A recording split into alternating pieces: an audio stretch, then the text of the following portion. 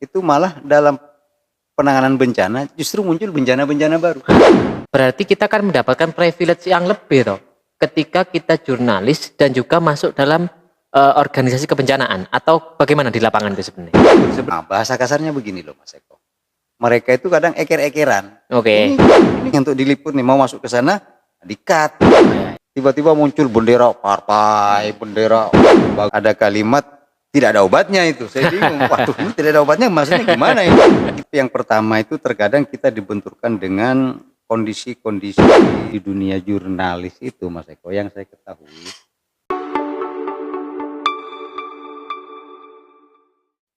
Selamat malam teman-teman semua, salam tangguh, salam kemanusiaan. Kami dari FPRB Jawa Timur. Malam ini saya bersama salah satu anggota FPRB, satu bidang dengan saya. Saya biasa memanggilnya Dan Ip. Nah, beliau ini luar biasa. Saya baru mengenal beliau, tapi saya baru menyadari sepak terjang beliau, utamanya di dalam kebencanaan, utamanya lagi khusus di dunia publikasi dan media. Saya tertarik untuk berbicara dan mengulas. Nah, bagaimana sih beliau ini berperan dalam dunia jurnalistik dan kebencanaan. Oke, langsung saja kita sapa beliau. Selamat malam, Dan Ip. Selamat malam Mas Eko. Selamat Bagaimana malam pemirsa semua. kabarnya hari ini? Alhamdulillah masih dalam lindungan Allah Subhanahu wa taala. Alhamdulillah baik. Siap. Kita sekarang malam-malam sedang sambil ngopi ya begitu.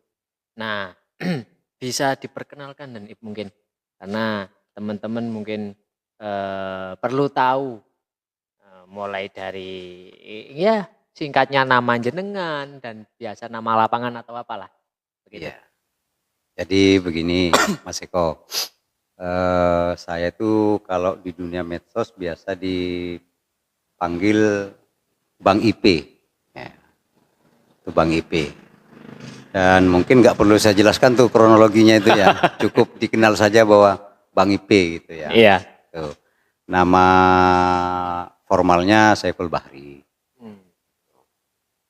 Baik, Pak Saiful begitu ya. Cuman saya familiarnya kalau di kebencanaan itu kan biasanya manggilnya komandan.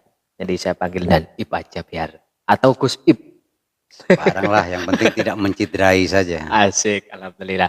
Baik, kalau boleh tahu sejak kapan bergelut di dunia jurnalistik? Yap, jadi saya mulai aktif di dunia jurnalistik itu sejak tahun 2000 eksisnya di 2016-an lah. Oh, oke. Eksisnya di situ ya. Tuh. Itu di berapa media? Kan media?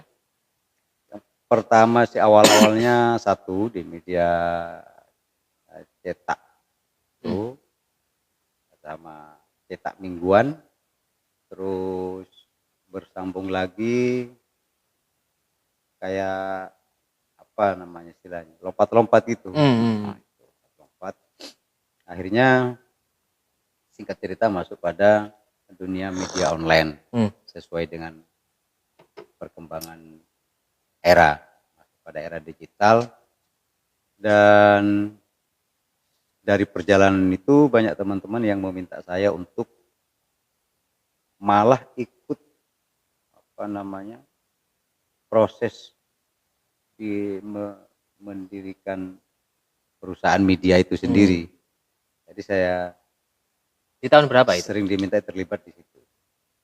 Kalau dalam konteks itu mulai dari tahun 2019 itu sudah mulai ada beberapa media yang apa namanya, di situ saya juga terlibat langsung proses perintisannya gitu.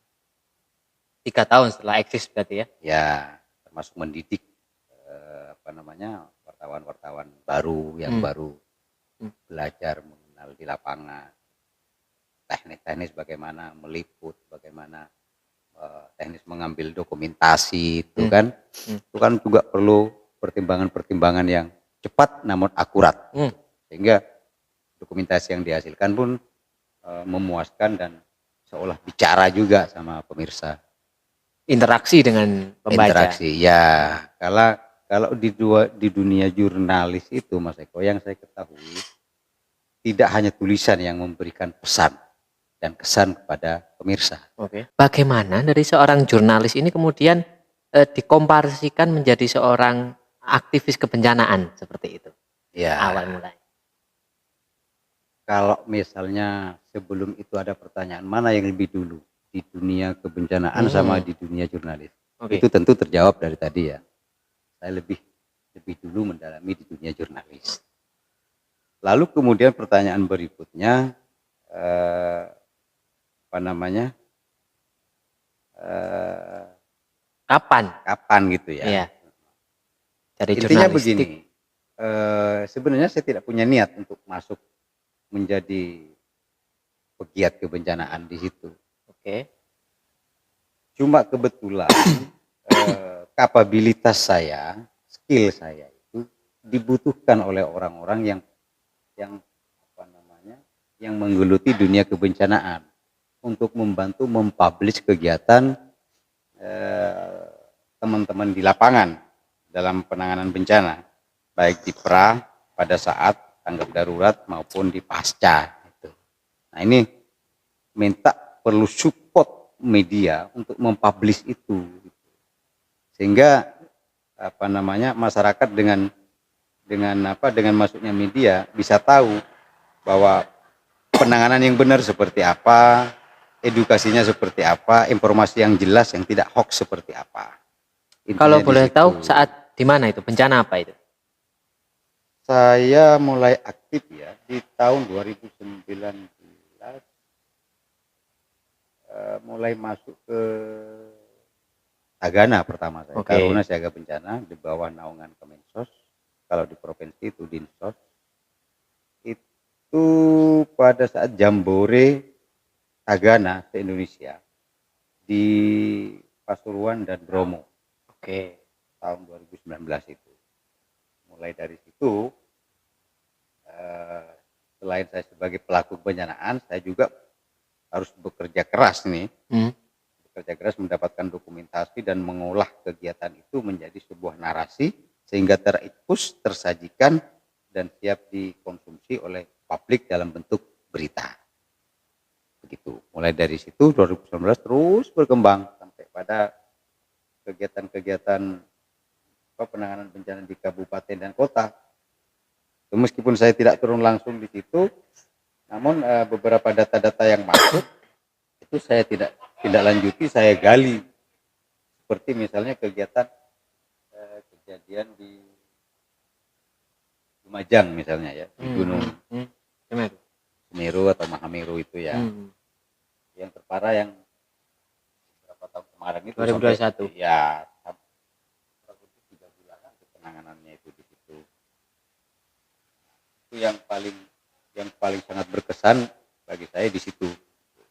Adakah perbedaan antara meliput kegiatan kebencanaan begitu dengan meliput kegiatan atau berita yang lain? Sebenarnya pada dasarnya sama sih. Sama. Cuma terkadang setiap jurnalis itu kan mempunyai kapabilitas IQ yang berbeda. Dia lebih intent di mana? Lebih intent di mana? Jadi kemampuan atau kapabilitas IQ si jurnalis itu sendiri itu berpengaruh pada apa namanya, kualitas karya tulisnya. Misalnya nih ada teman wartawan kita di lapangan, dia biasa banyak menguasai tentang hukum misalnya. Nah, dia pokjanya di kepolisian, dia merapat dengan teman-teman penegak-penegak hukum di situ. Jadi enak kan gitu kan, cara mengolah kalimatnya itu enak, memahami kondisinya itu enak. Dia punya dasar-dasar yang kuat di situ untuk mengolah, meracik sedemikian rupa sehingga menjadi sebuah narasi yang nikmat lah dikonsumsi oleh pemirsa. Kebetulan saya juga senang belajar di kebencanaan. Kenapa? Karena di situ ada unsur humanisnya. Nah, unsur humanisnya itulah yang kemudian menggelitik naluri saya untuk lebih belajar lebih dalam lagi seperti apa sih sebenarnya konteks penanganan kebencanaan itu. Nah, itu kemudian saya padukan dengan perilisan-perilisan berita. Oke. Sehingga dan alhamdulillah masyarakat sepertinya menerima dan merasa teredukasi itu dengan hal-hal seperti itu. Demikian Mas Eko. Kalau meliput kebencanaan itu tantangannya paling berat apa, Den? Tantangannya ya. Ya. Yang paling atau kendala lah. Yang paling terberat itu Medan sih sebenarnya. Medan kalau dari sisi di luar struktural ini ya, itu medannya. Tapi yang pertama itu terkadang kita dibenturkan dengan kondisi-kondisi formalitas di lapangan. Terkadang. Birokrasi? Ya, terkadang begitu. Okay. Di setiap kejadian itu kan kita punya ada beberapa stakeholder nih yang turut melakukan penanganan. Ya kan? Nah, terkadang mereka itu punya SOP yang berbeda-beda. Jadi kita mau masuk, misalnya ada kejadian di situ yang ini asik nih untuk diliput nih, mau masuk ke sana di-cut. Oh iya. Gitu kan. Tidak pas ini sudah ini. Oh ya, maaf. Balik lagi. Berbeda halnya dengan misalnya kalau penanganan itu kebetulan Pokja saya dulu di dinas sosial misalnya. Yang menangani bencana itu dinas sosial misalnya. Nah, kita nggak perlu izin itu. Karena memang OPD kita yang nangani itu. Berarti seharusnya begini ya, ketika ada bencana misalkan. Nah, kita adalah backgroundnya jurnalistik bencana. Yep. Berarti kita kan mendapatkan privilege yang lebih toh. Ketika kita jurnalis dan juga masuk dalam organisasi kebencanaan, atau bagaimana di lapangan itu sebenarnya? Betul, sebenarnya memang harus begitu. Ada namanya kebebasan pers untuk meliput. Oke. Cuma dengan tidak serta-merta kita berdasarkan itu, misalnya berdasarkan Undang-Undang Pers nomor 40 tahun 99 itu, lalu kita melupakan atau mengabaikan kearifan-kearifan lokal di situ. Kita juga tidak perlu egosentrik di situ ya, tidak perlu terlalu egois mengedepankan apa yang menjadi dasar kita untuk melakukan. Maaf, saya potong, Dan. Yang dimaksud kearifan lokal ini apakah sebuah privasi daerah situ atau seperti apa maksudnya? Kalau misalnya kejadiannya di level kecamatan, baik, atau kabupaten misalnya, tanggap daruratnya itu yang mengelola, yang menjadi leading sektornya itu kan Pemkab, pemerintah kabupaten setempat. Oke. Jadi semuanya itu harus melalui pintu izin Pemkab setempat. Siapa yang ditunjuk oleh Pemkab di lapangan? Apa misalnya BPBD atau gabungan nih dari beberapa BPBD stakeholder yang lain itu ya, kemudian dibentuk melalui disepakati pos tunggalnya di sini. Pos komando. Ya, pos komandonya di sini, pos utamanya di sini. Jadi hal-hal yang seperti itu kan yang perlu kita hargai juga. Oke. Gitu. Jadi tidak serta-merta langsung ke lapangan. Sebagai jurnalis atau wartawan moro-moro, saya mau liput, mana aja Pak, bisa. Dengan dasar ya enggak juga. Ya. Maksud saya begitu. Kasarannya diares ke posko dulu, laporan. Ya, artinya ada kelunuwun yang harus kita taati. Itu yang saya sebut dengan kearifan lokal. Oke. Nah, itu Mas Eko. Sekarang mulai masuk ke FPRP nih. Ya, sambil rokan bisa. Oke, masuk. Nah, jadi kita sambil santai guys. Karena podcast jagongan itu harus santai tapi serius. Iya, sersan. Ya, serius tapi santai. Oke. Kapan mulai masuk di FPRP dan sahabat saya ini aktif di Tagana atau gimana? Masih aktif. Masih aktif ya? Iya. Alhamdulillah. Sebagai Tagana masih aktif. Sebagai Tagana. Kalau awal masuk FPRP kemudian tentu kenal dengan Mbah Sekjen ya, pertama seperti apa hingga sekarang direkrut masuk ke bidang publikasi dan kampanye, seperti apa itu? Ya, jadi saya kenal beliau, Sekretaris Jenderal Forum Pengurangan Resiko Bencana itu, Bapak Catur Sudarmanto yang biasa disebut Mbah Darmo. itu jauh sebelum saya masuk di internal FPRB itu sendiri.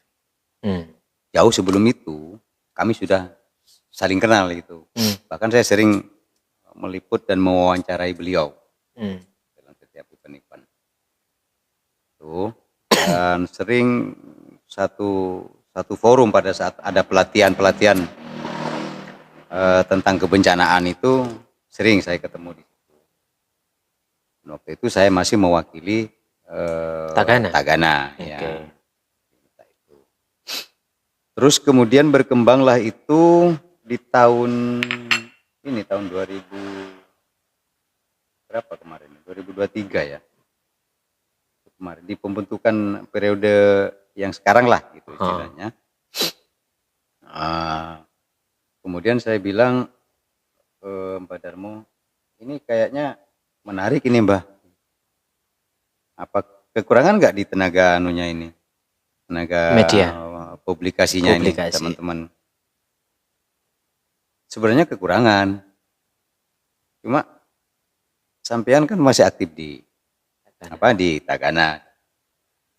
Kalau saya sebagai Tagana misal mau cawi-cawi ke internal lembaga lain, mungkin ada aturan Mbak, terbentur dengan aturan. Tapi kalau pribadi saya sebagai media, mau di mana saja, nah itu bebas Mbak, tergantung siapa yang butuh dan saya mau atau tidak, kan itu. Nah kemudian berarti konteksnya ini wewenang ya artinya? Iya. Oke.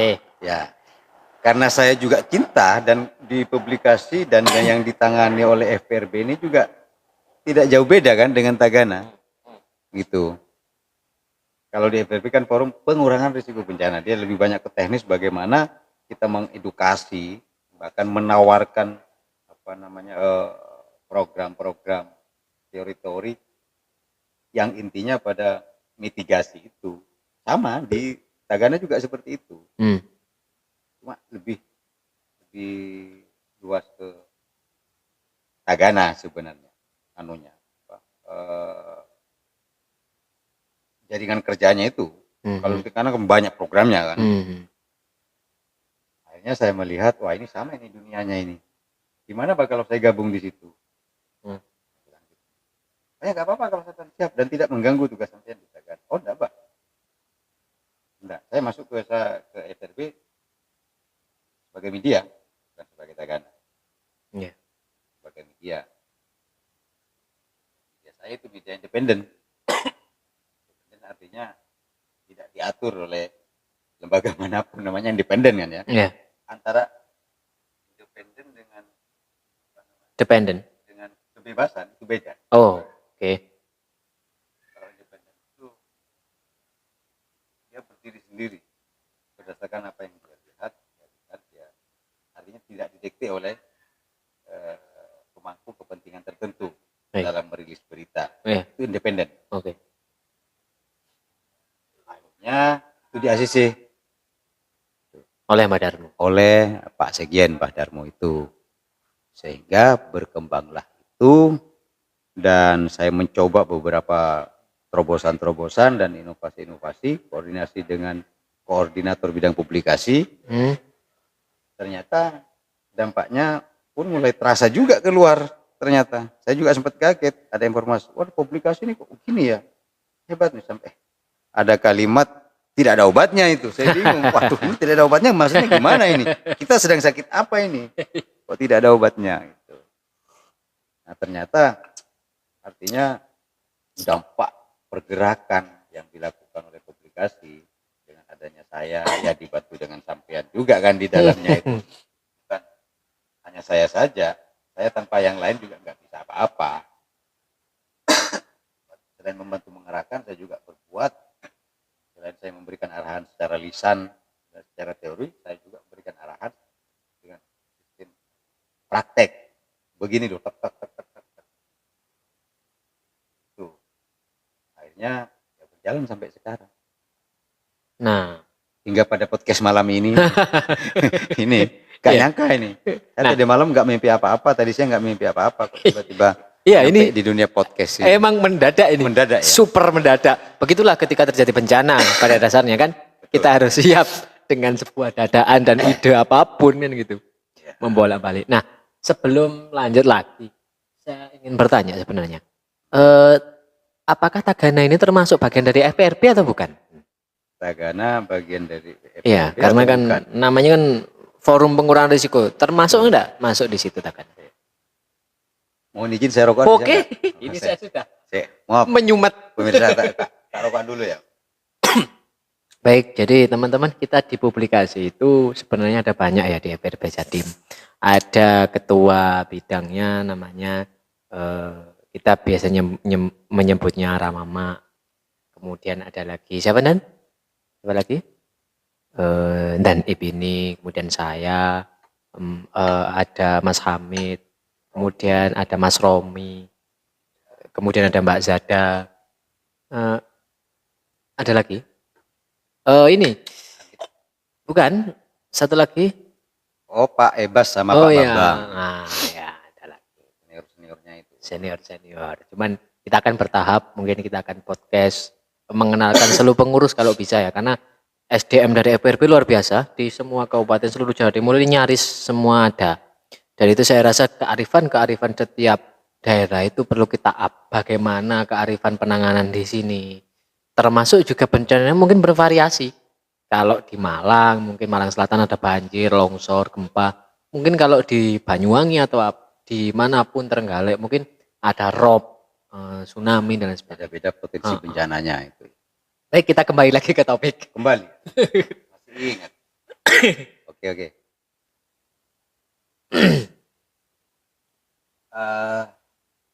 Kalau pertanyaannya ada kesamaan atau tidak,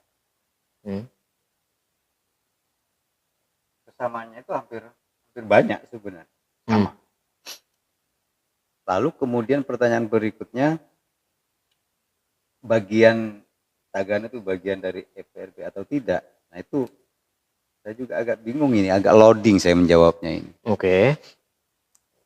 Karena mau dikatakan iya, ya boleh. Mau dikatakan tidak, ya juga boleh. Iya.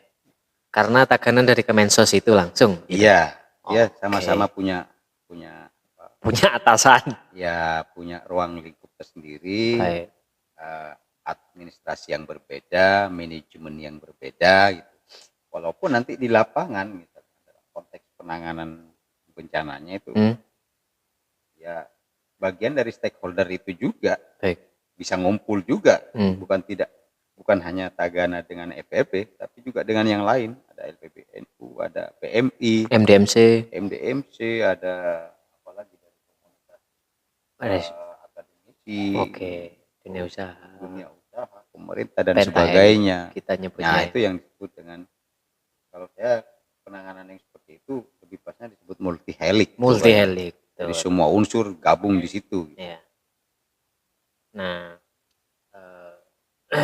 ini kan FPRB ini kan periodenya 2023 sampai 2026. Ya. Mungkin dari kita sudah melewati beberapa waktu, dari situ mungkin paling tidak sudah ada gambaran atau bahkan nanti dari pribadi panjenengan, gambaran FPRB ini menurut panjenengan sudut pandangnya akan harusnya seperti apa atau masukan seperti apa sehingga nanti bisa mengakomodir sesuai dengan namanya Forum Pengurangan Risiko Bencana. Bagaimana?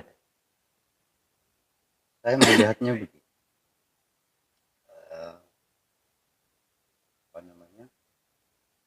FPRB yang sekarang ini sudah berjalan, kalau dari speedometer, kita ibaratkan speedometer, ini sudah 80 km per jam ke atas sudah jalannya. Di bawah di atas standar ya? Sudah agak melaju sebenarnya. Sudah agak melaju. Itu terlihat dari hasil-hasil yang kita liput di lapangan.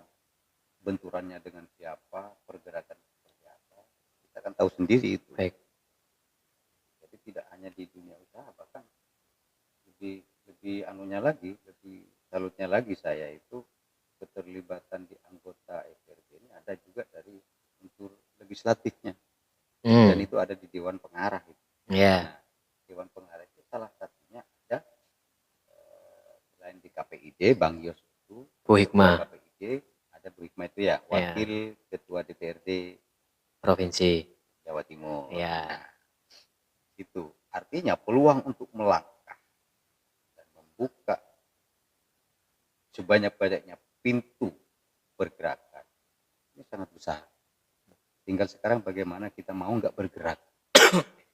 Karena ini forum, bukan lembaga definitif, tapi forum. Forum itu kan sifatnya bisa bubar kapan saja, bisa ngumpul kapan saja. Itu namanya forum. Tergantung bagaimana orang yang terlibat di dalamnya. Cuma dia melihat dari rotasi pergerakannya ini, ke depan tinggal begini, tinggal lebih mengoptimalkan lagi, memproduk teori-teori hasil olahan di lapangan yang nantinya mungkin bisa diakomodir oleh pemerintah provinsi atau pemerintah tempat, minimalnya di situ. Teori-teori tentang penanganan kebencanaan. Baik. Jadi semua yang ada di lapangan itu cover dan kita produk dalam bentuk buku. Oke. Ya kan, di produk dalam bentuk buku, dan itu akan menjadi, kita ajukan ke pemerintah setempat untuk diakomodir, disisipkan, nanti dimasukkan pada entah itu pergub atau perbup dalam konteks penanganan bencana. Yang dimaksudkan aturan lebih ke sana, regulasi ya. Jadi pertimbangan regulasi. Pertimbangan regulasi, dan berikutnya itu menjadi acuan juga masyarakat luas untuk lebih mengenal dan mengetahui potensi bencana dimulai dari lingkungan masyarakat masing-masing. Karena forum PRB ini kan pengurangan risiko bencana. Dengan menciptakan buku yang tersampaikan ke masyarakat tuh akan tahu bahwa begini nih, kalau ada indikasi begini, ini bentar lagi akan ada bencana ini, kan? Di situ diikuti dengan edukasi selanjutnya, cara penanganannya seperti apa. Nah, kalau masyarakat kita sudah teredukasi dengan informasi dan sosialisasi seperti itu, secara otomatis pengurangan risiko bencana akan dapat kita capai. Berjalan juga ya? Iya, dan itu ringan pada kita, tidak harus melakukan penanganan door to door pada pegiat-pegiat kebencanaan itu. Kita melakukan penanganan dengan knowledge, dengan education itu. Makanya ada istilahnya penanganan bencana secara mandiri. Itu. Nah, itu lebih bagus. Kedepannya mungkin harus seperti itu. Dua hal yang saya tangkap, berarti yang pertama adalah memanfaatkan potensi pengurus, yang tadi ada Dewan Pengarah yang juga termasuk pemangku kebijakan penting dari jajaran provinsi. Yang kedua adalah bagaimana menyebarkan virus PRB melalui edukasi. Seperti itu. Yang bersifat buku atau yang diselipkan ke perbub atau pergub. Baik, ya ini mungkin selaras dengan yang baru saja digagas oleh teman-teman. Jadi insya Allah teman-teman ini akan melaksanakan lomba ndagel, bahasa kerennya itu, komedi stand up, speak up komedi. Terus pantau teman-teman, kita nanti akan ada lomba itu seluruh Jawa Timur, siapapun boleh terlibat. Topiknya adalah bagaimana edukasi kebencanaan dari speak up atau stand up komedi. Nah, saya rasa selaras dengan itu. Kita sampai sekarang masih butuh itu loh, Mas. Masih butuh talent itu. Iya. Butuh talent. Jadi mungkin pemirsa ada yang punya kemampuan untuk open mic ya istilahnya. Kalau di stand up comedy itu istilahnya open mic. Kalau di kita pakai istilah speak up. Jadi bulan Agustus berbarengan itu dengan HUT Kemerdekaan RI. Iya. Jadi kita ngambil tema itu merdeka dari bencana. Masuk. Nah, itu temanya merdeka dari bencana. Jadi teman-teman yang punya talent di situ, merasa punya kemampuan di situ, monggo silakan daftarkan segera ke Mas Eko atau ke saya atau ke teman-teman FRB yang lain, monggo silakan. Kalau daftar ke saya nanti ada bayarnya. Oh gitu ya. Kalau gitu nggak usah. Itu. Ya. Mungkin terakhir dari sesi ini, pesan untuk teman-teman pegiat kebencanaan atau masyarakat umum yang bisa jenengan sampaikan malam ini. Ya, jadi yang pertama itu yang perlu kita kedepankan pada penanganan bencana itu sebenarnya kita harus memahami regulasi penanganan itu seperti apa, SOP-nya seperti apa. Itu yang pertama, biar kita tidak salah kamar penanganan, ya kan? Karena tidak sedikit nih kasus-kasus penanganan bencana. Penanganan bencana ini kan tujuannya untuk meminimalisasi bencana. Meminimalisir. Meminimalisir. Itu kan tujuannya. Baik. Cuma tidak sedikit yang kita temukan. Baik dari pengalaman saya juga, itu malah dalam penanganan bencana justru muncul bencana-bencana baru. Gitu loh. Iya. Nah, itu setelah saya telaah lebih dalam, diinvestigasi lebih dalam, ternyata faktornya itu kelemahan di koordinasi. Kelemahan di koordinasi. Ini lingkup pengurus ya? Di lingkup penanganan. Pegiat ya? Iya, para pegiat itu. Ini pegiatnya ya berarti? Bahasa kasarnya begini loh Mas Eko. Mereka itu kadang eker-ekeran. Oke. Ini kewenangan saya. Saya punya berhak begini. Saya harus begini. Saya punya surat perintah begini. Sesama pegiat pasti paham itulah. Betul. Artinya di sini kan menunjukkan ada kelemahan koordinasi sebenarnya. Baik. Oke. Kelemahan koordinasi itu dipicu oleh kurangnya kita memahami SOP di lapangan dalam penanganan khususnya di tanggap darurat. Karena kalau tanggap darurat itu Mas sangat berpotensi untuk digunakan khususnya deh pemangku kepentingan politik. Tiba-tiba muncul bendera partai, bendera lembaga apa gitu kan. Utamanya kemarin nih saat musim-musim pemilu ini. Iya betul. Dimanfaatkan. Itu kita kan nggak mau di situ. Iya. Yang terkecilnya misalnya orang masuk bebas selfie tiba-tiba terjadi kecelakaan. Nah kita kan nggak mau gitu. Iya. Itu karena kejadian seperti itu ya pemicunya satu kurang koordinasi, yang kedua tidak memahami SOP-nya. Iya. Misalnya begini, saya ini berangkat dari mana? Kemampuan saya apa? Ya kan, di surat tugas itu seperti apa? Ya. Tidak semua surat tugas langsung kita iakan. Kita lihat dulu, kita ditugaskan apa di situ. Mampu nggak kita mengemban tugas itu? Kalau oke, ACC berangkat.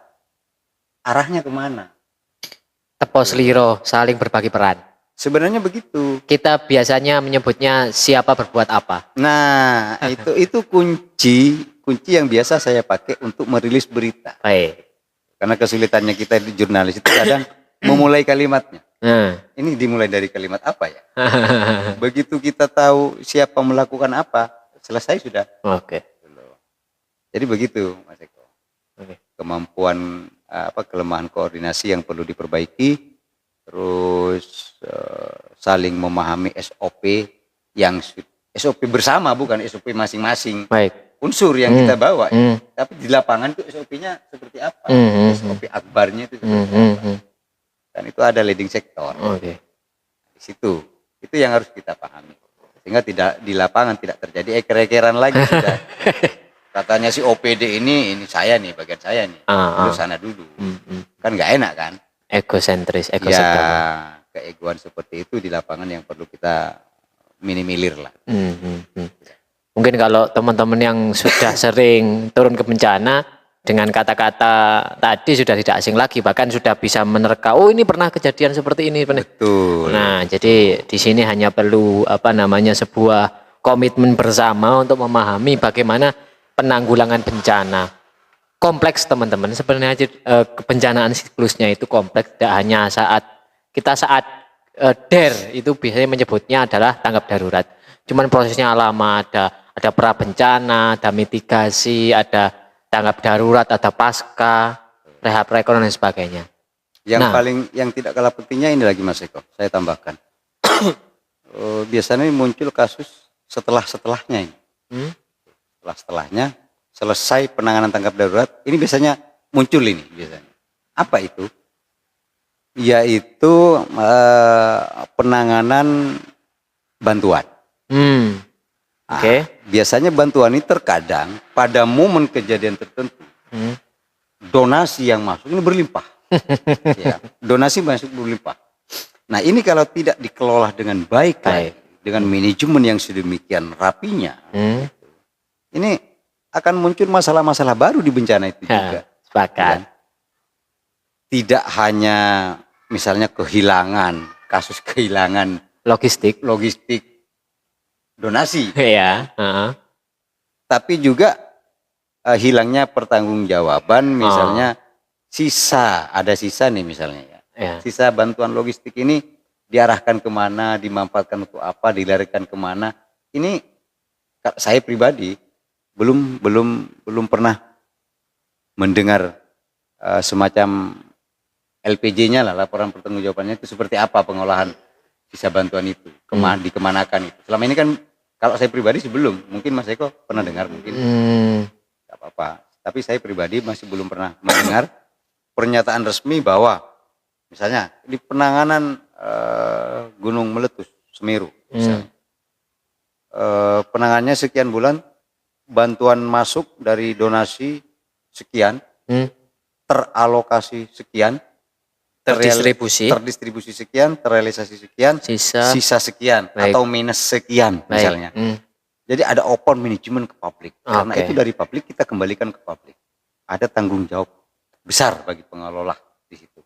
Nah, disitulah pentingnya yang saya bilang tadi, saling memahami dengan koordinasi dan memahami SOP yang ada di lingkungan penanganan bencana itu sendiri. Semakin menarik teman-teman. Sebenarnya ingin saya akhiri, cuman ini agak menarik. Jadi begini ya, apalagi kita di bidang publikasi yang jurnalis ya. Yep. Artinya kita harus menggali informasi seperti itu dan harus. Cuman jangan terlalu dalam galiannya. Iya. Nanti keluar sumber airnya. Cuman malam ini kita tidak akan ke situ. Ada sesi lagi mungkin nanti, karena kita fokusnya tadi adalah untuk mengulas bagaimana komandan Bang Ip dan Ip ini. Nah, cuman kalau nanti membahas tentang bagaimana keterbukaan terhadap publik sebuah instansi relawan, sudah kita terbiasa mungkin dengan yang namanya infografis dan lain sebagainya. Nah, jadi begitu mungkin sementara podcast malam hari ini. Semoga FPRB kedepannya bisa saling berbagi peran dan juga mengoptimalkan SDM yang telah ada ini hingga di tahun 2026 dengan predikat husnul khotimah. Begitu. Kuncinya lembaga atau organisasi apapun jika mau maju itu satu, saling menguatkan. Siap. Saya sepakat dengan itu, dan kita sementara ini di publikasi saya sangat merasakan kita sangat solidnya. Ketika satu tidak ada yang bisa backup yang lain. Iya. Sampai pertama saya itu sempat risih, jujur saja di grup itu. Selalu ramai, bahkan kita jadi punya grup yang besar. Grup besar dan grup bidang sendiri. Itu bahkan lebih ramai grup bidang daripada grup besar pengurus itu. Iya. Dan saya rasa dari sini adalah berarti bidang kita ini hidup. Seperti itu. Karena yang kita liput tidak hanya berita dari kegiatan Jatim saja ya, Nadim ya. Jadi FPRB dari kabupaten kota kadang melaporkan sebuah berita atau kejadian juga kita liput seperti itu. Ya. Oke, mungkin seperti itu. Ada statement terakhir, closing statement mungkin dari closingnya itu ya sederhana seperti dunia kita. Jangan lupa kopi pahitnya, biar tidak gagal fokus. Ini kopi pahit. Baik, itu teman-teman, kenali ancamannya, kurangi resikonya, siap untuk selamat. FPRB 2026 jaya. Salam tangguh. Salam tangguh, salam kemanusiaan. Salam kemanusiaan. Oke, terima kasih dan Ip atas waktunya. Sama-sama. Sehat selalu. Sama-sama. Selamat berjumpa kembali di podcast selanjutnya. Siap. Assalamualaikum warahmatullahi wabarakatuh. Waalaikumsalam warahmatullahi wabarakatuh.